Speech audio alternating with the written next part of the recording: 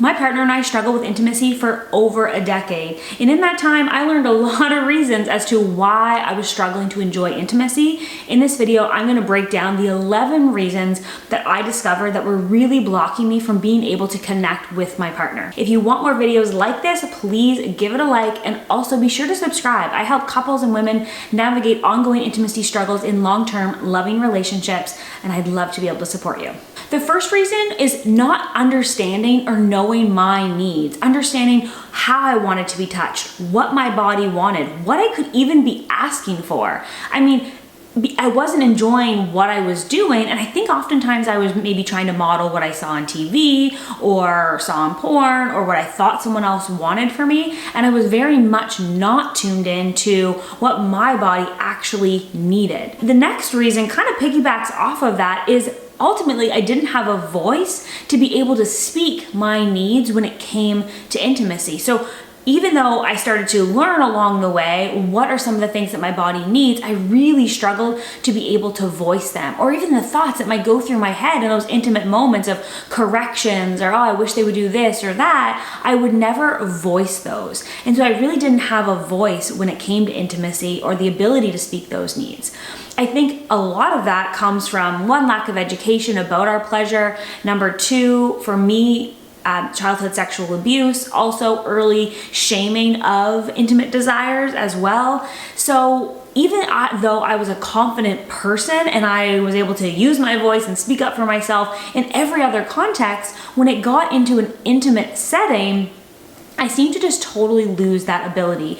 And the more intimate it was, the harder it was, meaning sometimes maybe just in the relationship I could have a conversation, but if we were actually in the moment of sex or of intimacy, that's when it would become increasingly more difficult. Something I had to learn and practice doing was actually communicating these things outside of intimate settings, because if I waited for in the moment, I would be completely frozen and I would end up just dissociating and disconnecting from the experience altogether. So being able to really slowly step into having these conversations allowed me to really gradually gather my confidence so that in intimate settings now I can say a little bit of this, a little less of that. The next reason is that I was constantly betraying my body and overriding my boundaries, and then when it didn't feel like a yes to me, oftentimes I would just do it anyways to satisfy my partner, to break the tension so I didn't have to do it for another week and I could relax.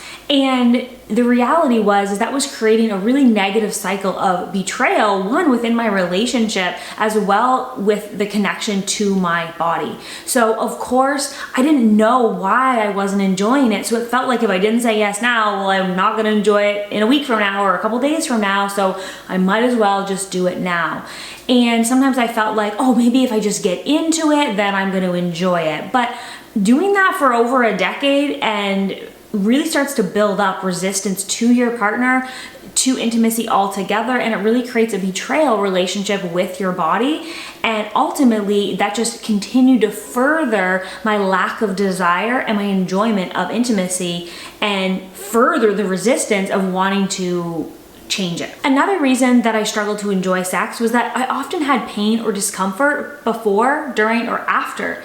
So this could look like ongoing or reoccurring yeast infections, or feeling like bladder infections, or just general discomfort down there, too hot, too cold, numbness, like various sensations I found were often happening. Also during, not being wet enough, not being warmed up enough, or experiencing chafing because I wasn't, really into it. And then afterwards, that lingering feeling of like, okay, the moment isn't actually over, that kind of chafiness or discomfort can last for even a couple days after. So it's not just about what happens in that moment, it's that I'm carrying that discomfort and that lack of pleasure, that lack of desire with me as a reminder for how much I don't enjoy intimacy. And so one, there were several things that I had to address, being able to ask for what I want, know what my body wants, to one, actually enjoy it and invite intimacy in, and my body not resisting it, which was creating friction and pain. navigating any lifestyle changes or health-related concerns that might have been causing some of the ongoing issues. But again, some of the betrayal that happens within this relationship that we have with our body of saying yes when really it's a no or doing it anyways really can create some of these physical symptoms and keep a lot of tension in those tissues that really perpetuate ongoing struggles. And of course, you're not going to enjoy it if it's painful. And so again, I would do it anyways, or just force myself to do it. And that really was not helpful because it just perpetuated not only the betrayal of my body, my inability to use my voice or know what I wanted, but ultimately the pain and discomfort as well. And you're not going to desire something that is uncomfortable or painful. Another reason I discovered I wasn't enjoying sex is it really felt like an act to me. It felt like I was trying to look hot or be in the positions that I thought my partner would like, versus focusing on what actually felt good for me and allowing my body to move or make noises in a way that actually felt good to me and that were genuine, versus replicating something that I saw on movies or porn or thought that someone might like to like me more or that my partner would find desirable. And on top of that, also hyper focusing on the orgasm and like either the fact that I couldn't or just getting there fast to get it over with, or making sure my partner got there fast, and not really enjoying the pleasure or the sensations, but focusing completely externally on someone else's experience. Something that I teach in my program, In the Mood, the Women's Experience, which is essentially a crash course to help you have more desire towards your partner again and feel confident in your intimate life, is being able to understand what it is that your body actually wants and desires, and being able to tune in and follow that in intimacy and have the confidence to lean into that versus actually making it about someone else. And that completely changed everything. Another reason is that I was so dead set that I didn't like intimacy or didn't enjoy it or wasn't a sexual person and got in this habit of just doing it anyways, that I actually wasn't receiving or allowing myself to receive any pleasure. So when it came to me having a great partner who wanted to prioritize my pleasure, who wanted to try new things to see how it would feel for me or take his time with me, I wouldn't even allow it. I would rush the process. I would be like, oh no, I'm done, or I'm good, or lie about orgasm. And I was very much not even allowing myself to experience any pleasure from the experience. I was worried I was taking too long. I didn't want to be an inconvenience. And when I learned to be confident in my deservingness of pleasure and give myself the space and time that my body needs to open up and to warm up, things changed.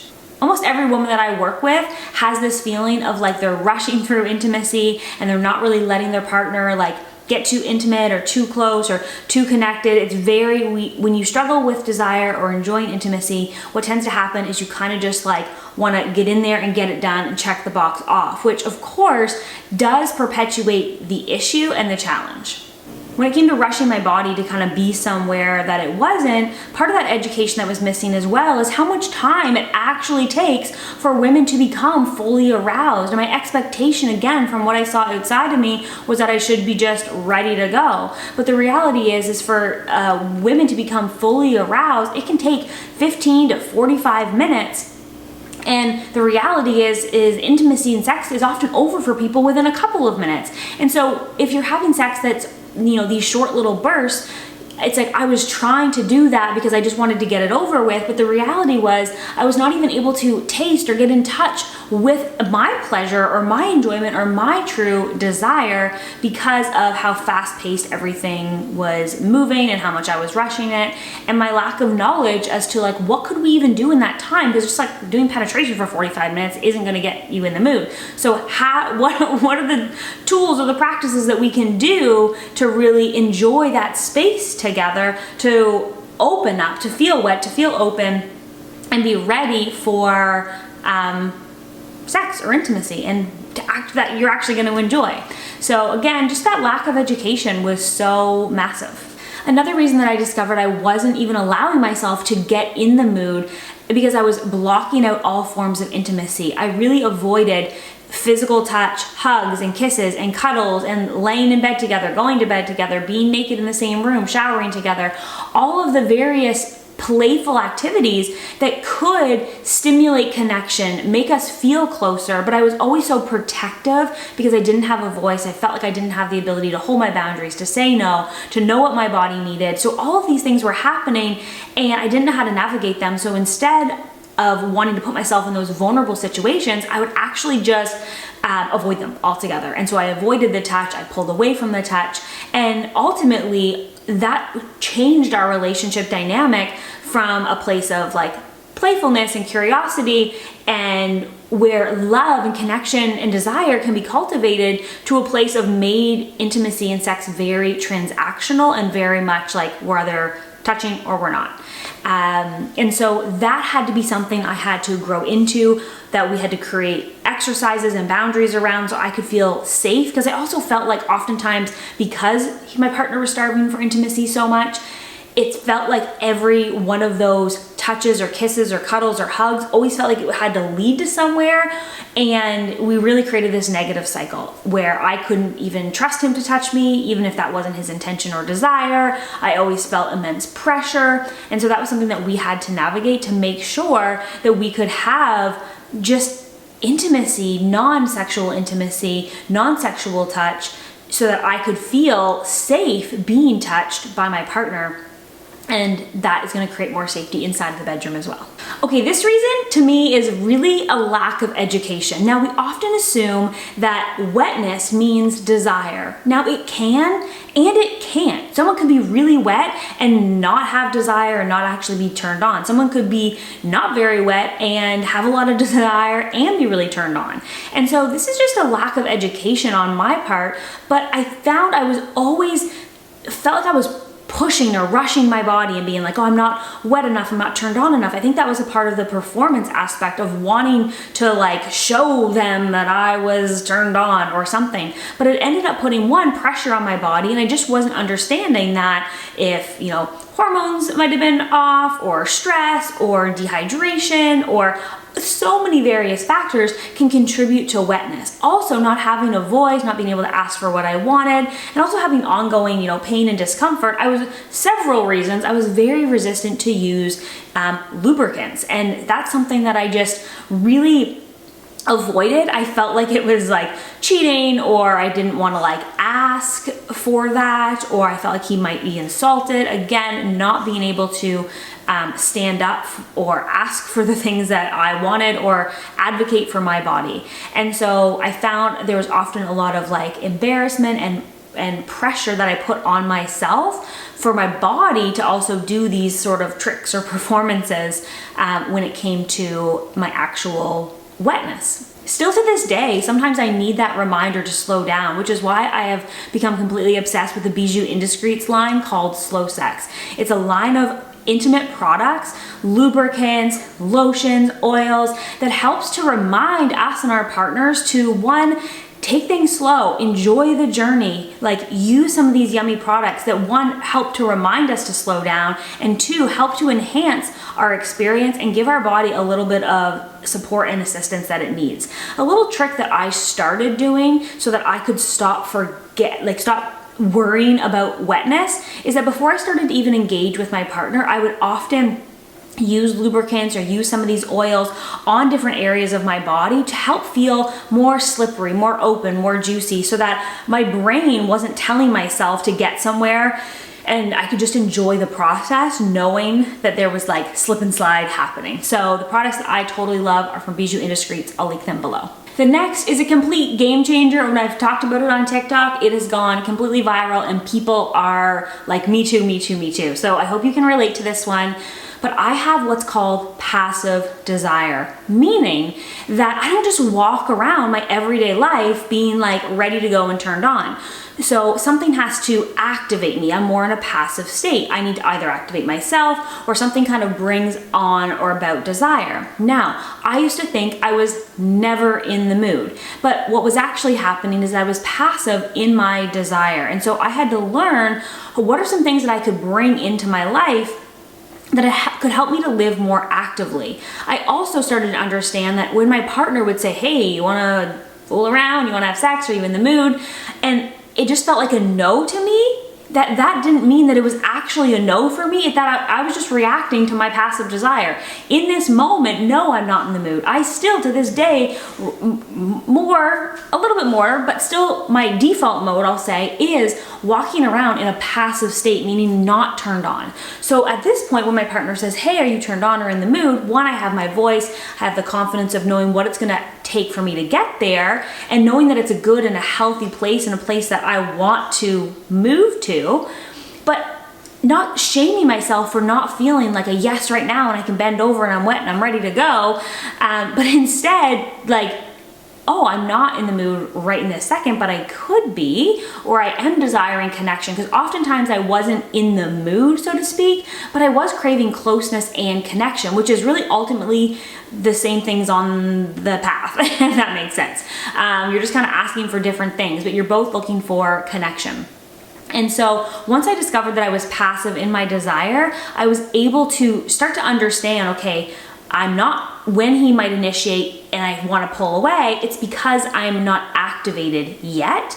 And so how can I educate him on how to approach me in a way that is going to further open me and want to kind of allow me to engage in that way? And at the same time, how can I activate myself so that I actually have the ability to initiate with my partner? And so one of my favorite ways, there's plenty of them that I teach inside the In the Mood course, which I'll link below, but one of the ways that I really love is through audio stories. Audio Desires is one of my favorite companies to work with. First of all, they're beautiful, but the stories are super hot and sexy, and it just really helps to take me and flip my brain from like work mode, busy mode, typical Janelle, doing all the things, slaying the goals, to sensual and erotic. Because the next reason that I discovered is that I was often stuck in my head. I had so many goals and things that I was curious about and wanted to learn, and I loved business and like doing home projects, and all of these things really were in combination with my passive desire, really made it feel like I was never present, never in my body. I was kind of always stuck in my head, always like on to the next thing. And it really felt hard for me to like slow down and come into that sensual mode. And so one, learning how to live a little bit more sensually in my life also created more balance for me in several other ways, not just intimate, speaking of intimacy, but using, erotica or audio stories really helped to kind of drop me into that space a lot faster, whether I, am listening to it around the house or having a bath with it or driving with it as I'm going to meet my partner, or, even just before bed, like even if I'm not going to engage with my partner, just helping me to get out of that sort of masculine overdrive busyness and get into my body and just feel that sensual yumminess. I never knew how to do that. I just thought I didn't have it.